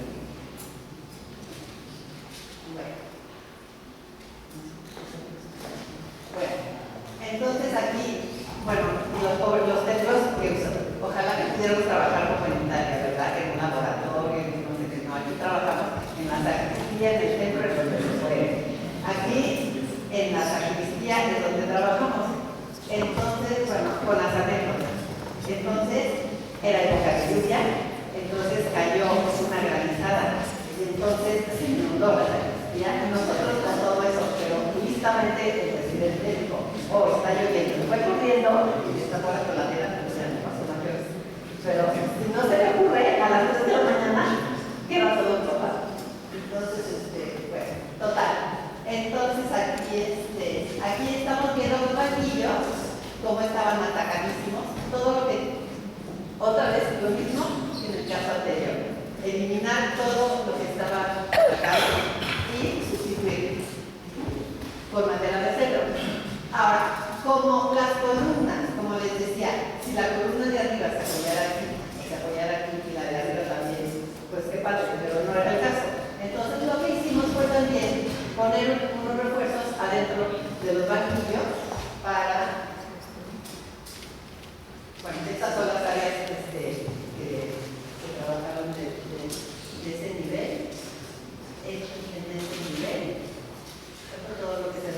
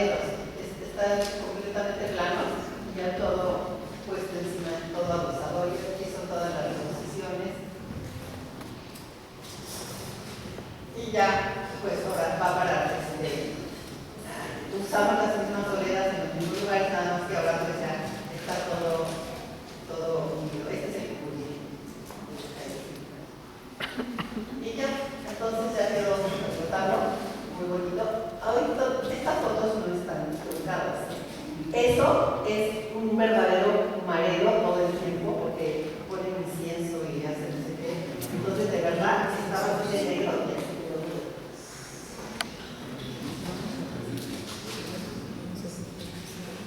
Vean, por ejemplo, digo, ni siquiera parecía que hubiera, ¿no? Esta base, que era la de mármol, la cambiamos para que pudieran volver a poner su Cristo ahí. Entonces hicimos una base ligerita y le quitamos al padre su mármol. El padre, además, súper bueno. Ya es como que te retrata.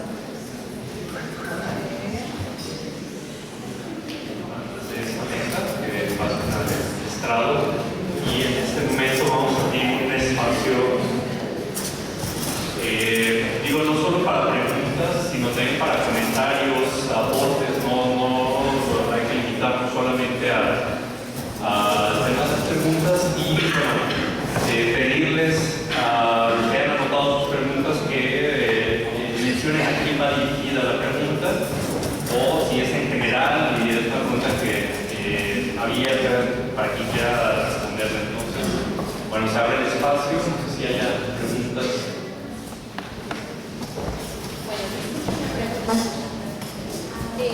Para todos.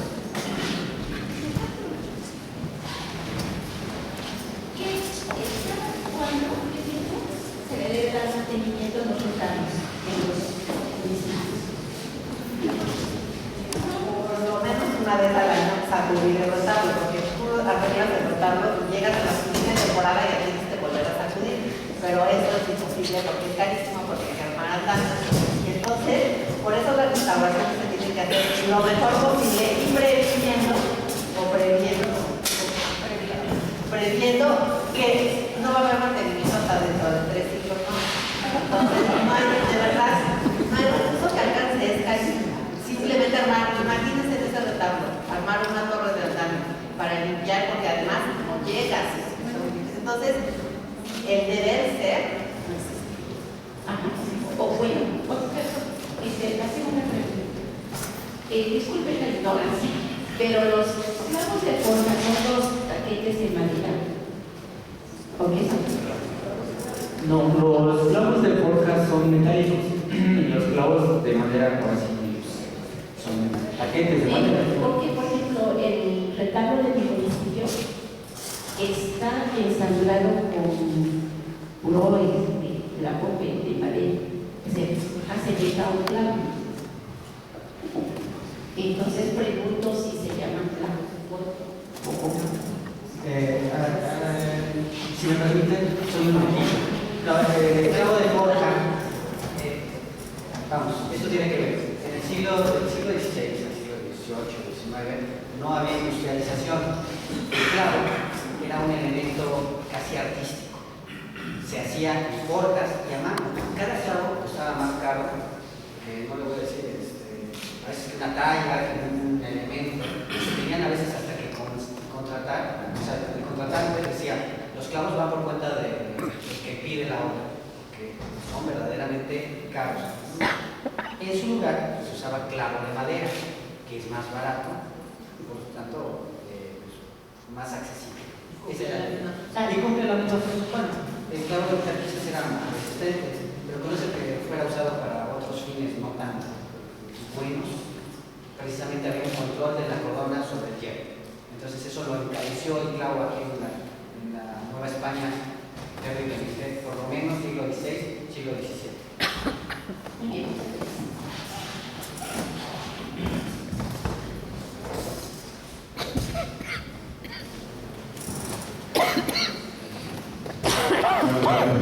Primero quiero agradecer a todos los ponentes y quiero comentar en especial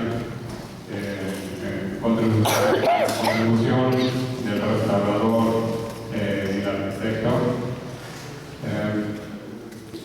La importancia que le están dando a la estructura me parece relevante, ya que considerando que un retablo es un elemento arquitectónico, debe de estar compuesto por elementos estructurales tanto verticales y horizontales que transmiten cargas. Yo creo que es el primer punto que hay que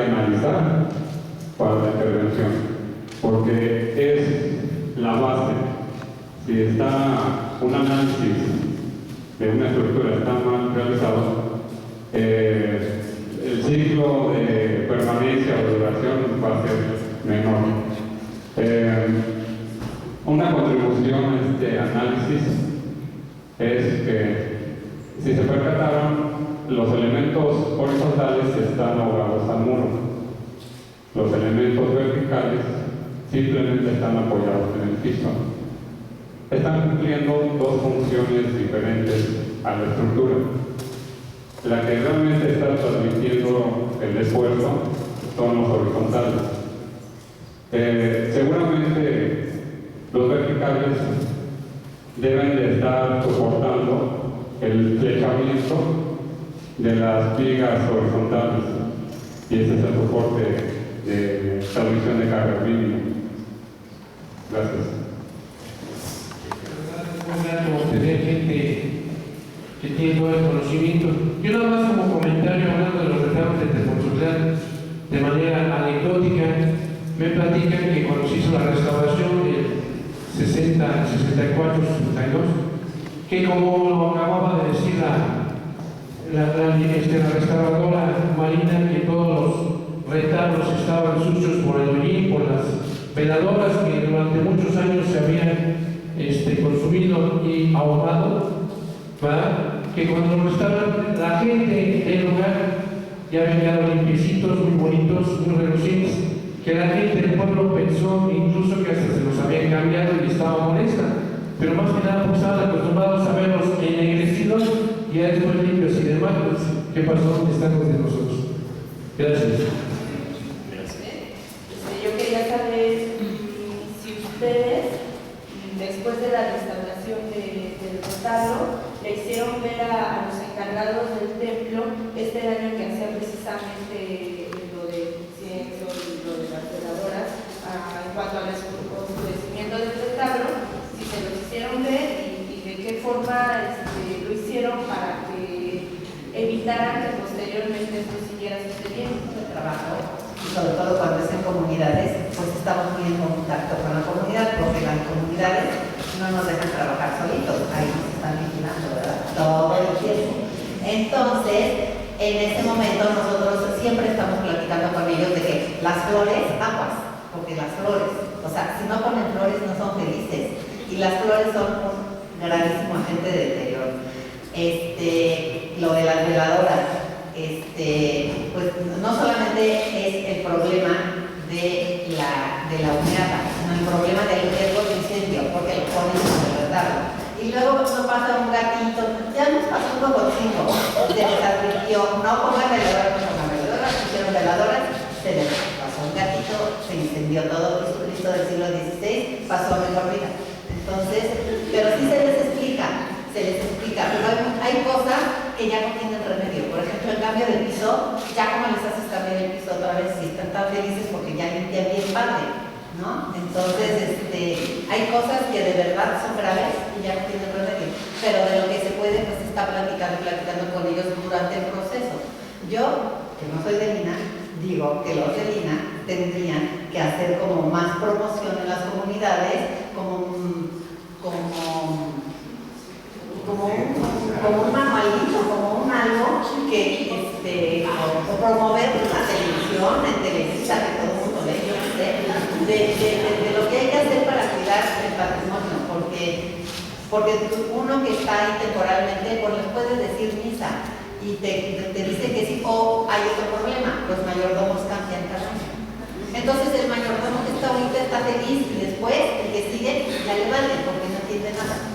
Entonces, es verdaderamente la conservación del patrimonio es muy complejo, tiene muchísimos aristas, ¿no? Pero, o sea, eso es lo que se puede. Gracias. Yo quiero ahí agregar algo. Por ejemplo, en el proyecto de Tezcatlitlán, que fue un proyecto de la coordinación del instituto, ahí lo que se hizo fue involucrar a las personas de la comunidad. O sea, se integró a 3 personas al equipo de restauración para que precisamente vieran esta parte de cómo se van realizando las labores de restauración y posteriormente que no digan que se les cambió, etcétera, etcétera, ¿no? Y y también se les va platicando, como dice la restauradora Marina, qué es lo que va pasando, cómo deben de ser los cuidados, ¿no?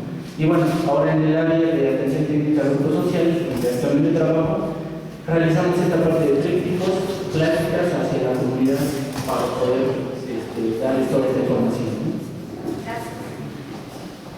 Bien, igual para Manuel y para Gerardo, felicidades por el trabajo que están haciendo y en la inspección Luis que encabeza. Quisiera hablar acerca precisamente del mismo problema que está presentando la estructura auxiliar. Exactamente el mismo problema lo noté en el retablo de la tercera orden de Texcoco. Se me hizo como el hermano menor y con el mismo problema exactamente. El retablo principal de la tercera orden estaba exactamente con el mismo problema en la parte del sotabanco. Las columnas sufrieron un asentamiento cerca de 5 centímetros y todo el retablo de un desplome como de 8 centímetros. Entonces estaba a punto de colapsarse. Gracias a unas intervenciones que hicieron en principios del siglo XX, se logró sujetar, pero pues se mantuvo así caído. Pero el provocar el acceso por medio de las puertas de los vanos no funcionaban como acceso y cortar los bastidores de la parte inferior pues provocó ese desfasamiento y el desplome. Entonces yo sé si también hay algún registro en la parroquia de Texcoco o en las parroquias acerca de quién autorizó esas intervenciones. Y darnos cuenta, ¿no?, que muchas veces los mismos párrocos, los mismos frailes son los que provocan estos deterioros por el desconocimiento, ¿no? Y aunado a esto, pues es toda esta serie de necesidades, ¿no?, de la información hacia el pueblo, la información hacia los párrocos que son los que están en más directo contacto de esto. Entonces, quisiera hacer expresiva la información que, bueno, yo tengo desde Texcoco, no me pertenece a la empresa a la que trabajé, pero creo que es en favor de la conservación de los retablos. Lo que yo observé y pude analizar en la estructura del retablo de la tercera orden y me hizo decidir desmontar ese retablo, que en un principio el proyecto únicamente apuntaba a colocar dos o tres apuntalamientos y pensaban que con eso iban a solucionarlo y pues no era así, ¿no? Entonces creo que ayuda a esa conservación. Y en la plática de más al rato en la tarde espero que las aportaciones que yo pueda dar pues ayuden en ese sentido, ¿no?, a las estructuras de los retablos en adelante. Y con respecto a lo de la difusión de la conservación sobre todo del templo del retablo de San Felipe Neri en Oaxaca, pues el centro de Oaxaca pues sí tiene sus trípticos, ¿no? Muchas veces lo que hace falta es que pues la gente se acerca un poquito más, ¿no? Tal vez hacer esto de voz en voz, ¿sí?, a mi familiar, contarle a qué me dedico y a qué se refiere mi trabajo para que todos vayamos haciendo conciencia de eso. No pertenezco al centro INA, pero pues es parte de mi patrimonio, soy oaxaqueño y pues, me interesa conservarlo. Y gracias a todos.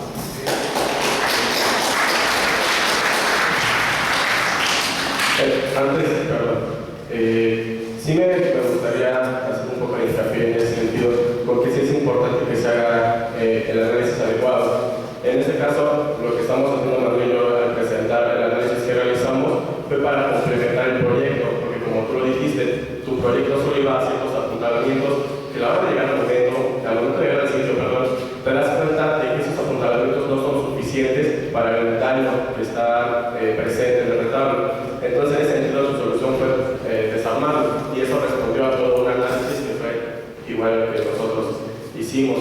Entonces, creo que sí es importante, como ya también lo mencionaba el arquitecto Arturo Casasola en su intervención de hace un momento, que se haga un análisis completo del estadio, el retablo, que no nos quedemos solo con la apariencia de que la limpieza, de que se va bonito, de que pide nuevo, sino de que sea una intervención integral, que podemos hablar de la estructura, de la ornamentación, de los pigmentos, de las pinturas, de las esculturas. Entonces creo que es importante que se haga este tipo de trabajos en todas las intervenciones.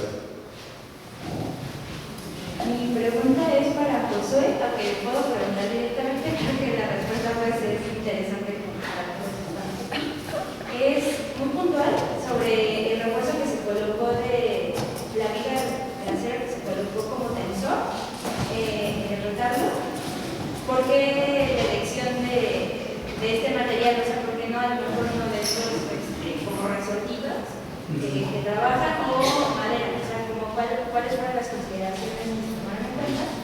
para elegir ese material? Bueno, mira, los tensores metálicos que se emplearon en primer lugar fue porque pues, el metal tiene más resistencia. La otra es que no queríamos dañar demasiado el muro, ¿no?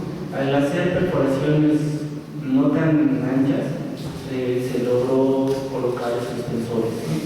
Y pues se usaron los mínimos también en ese sentido. Bueno, nada más para recordarlo, la parte alta conserva su viga maestra, se agarra a él. Esto se colocó en una parte baja y era porque se separó un poco más.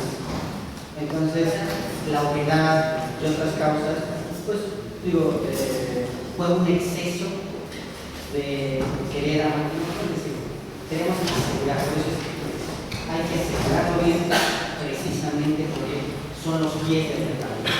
Solamente en este caso una cuestión particular, y eso es lo que también me mandé a mí comentar. Cada uno de los casos presentan situaciones particulares y fue uno de también muy grato cuando recibimos todas las ponencias saber que ellos iban a presentar cuestiones de estructura pero tan complejas y diferentes.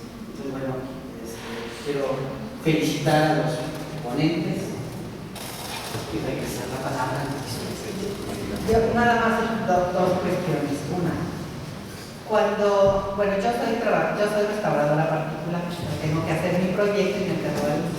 Entonces, es muy complejo que hacer un proyecto, como se decía, hacer un proyecto de primera intención que considere la problemática de los retablos, sobre todo de los retablos.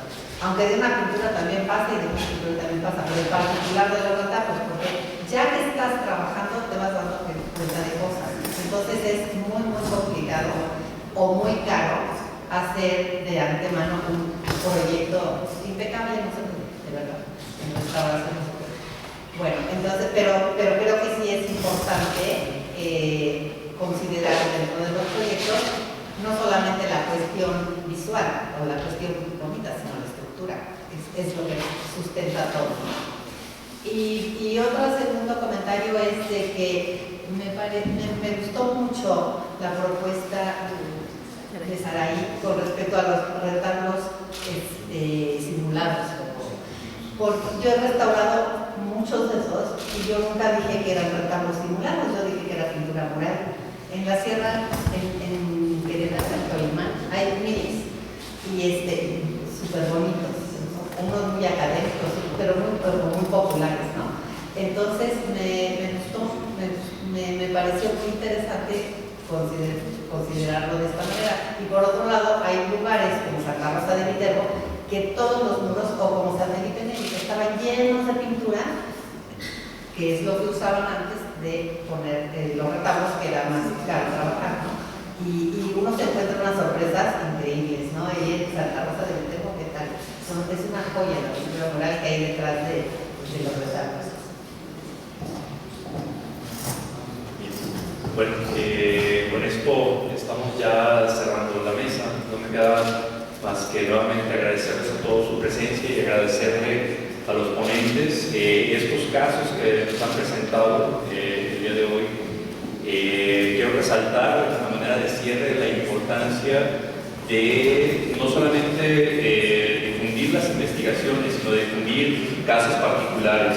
Con cada nuevo caso que conocemos, que trabajamos, que presentamos a los colegas, nos acercamos un poco más al conocimiento puntual de categorías, tipologías, técnicas, modificaciones, situaciones particulares, anomalías, ¿no? También. Y esto es importante porque avanzamos en el conocimiento de los retablos. Sin embargo, también nos hace darnos cuenta de la enormidad del trabajo que nos falta por hacer, ¿no? O sea, en cada nuevo caso nos abren nuevas preguntas, ¿sí? Cada nueva solución abre nuevas puertas, nuevas variables, nuevas posibilidades. Y bueno, pues nada más felicitar a los organizadores, enhorabuena por este primer coloquio y pues gracias otra vez por su trabajo y por su interés en comunicarnos. Muchas gracias a todos.